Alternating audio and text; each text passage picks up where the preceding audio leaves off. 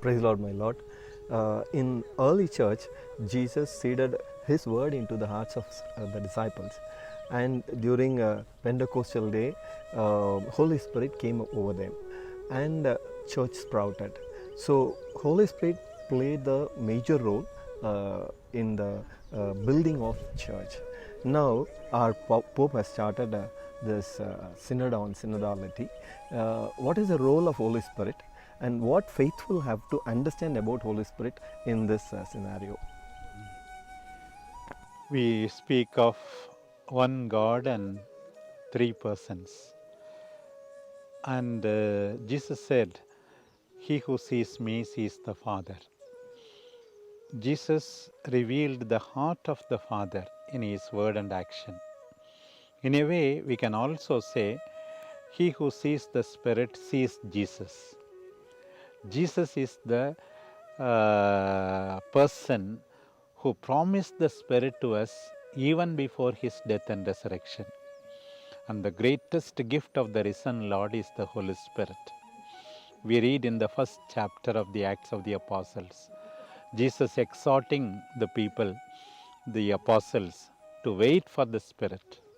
In Acts first chapter 14th verse, we read how Mary and the disciples were praying for the Spirit.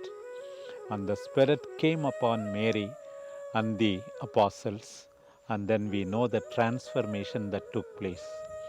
And Peter preached in the name of Jesus, inspired by the Spirit, and the Spirit of unity brought together all the people by making them understand in their own language.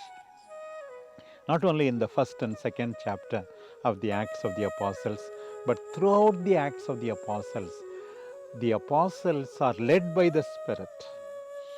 When the Spirit asks them to go to a place, they go. When the Spirit says you should not go there, they are not going. That's how the Spirit is guiding the infant church.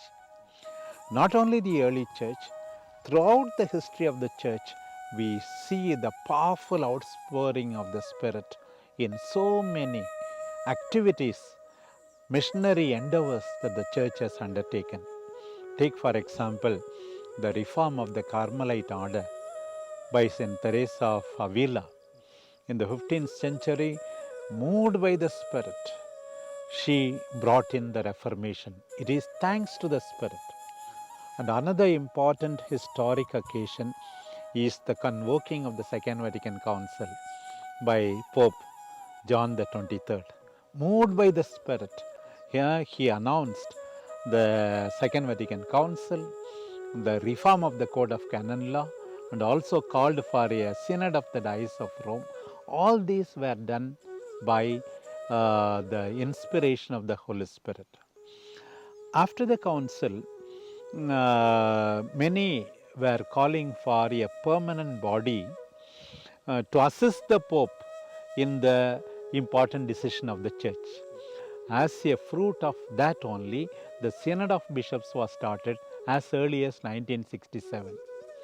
So far, so many assemblies, general and special assemblies, ordinary and extraordinary assemblies have been conducted, calling together all the representatives of the bishops of the world.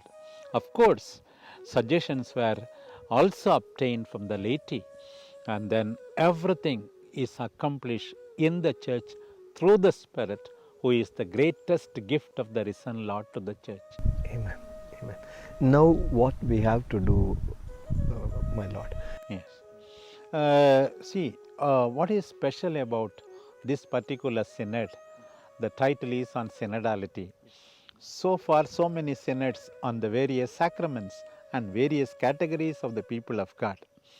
This theme of synodality is on the manner of acting of the whole church. That's why the Holy Father spoke of three key words. First, communion. The Holy Spirit, right from the beginning, is the spirit of unity, we know. Now, in the process of preparing for this synod, the whole church must be convinced about unity. By your love for one another, the world will know that you are my disciples, the Lord said. The Matthean model of evangelization is go and preach. The John 9 model of evangelization is before preaching, all of you remaining together. That is the greatest witness. Then participation. Sometimes we think that it is the responsibility of the hierarchy, the clergy to preach or the religious to preach. Everybody by baptism and confirmation participates in the mission of Christ. It is not a concession given by the hierarchy to the laity. Rather, it is their right and duty to be prophets, to be priests, and to be kings.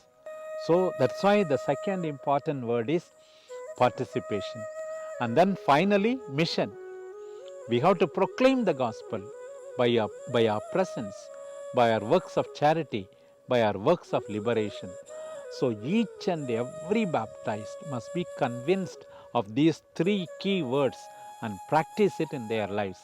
That's why the Holy Father wants preparation at the whole level of the church. Each and everybody should prepare for this synod.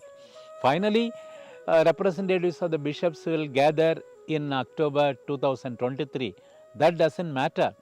In the process of preparation, the church will be renewed. The church will be according to the heart of our Divine Master, who wanted all of us not only to be passive, but to be active agents of the proclamation of the gospel. Thank you so much, my Lord. Really, it is inspiring us, it is firing us. Yeah. Thank you so much. Thank you. Thank you for this opportunity. God bless you and all your viewers. May all of us remain in God's love one another, and be His witnesses. Thank you. Thank you.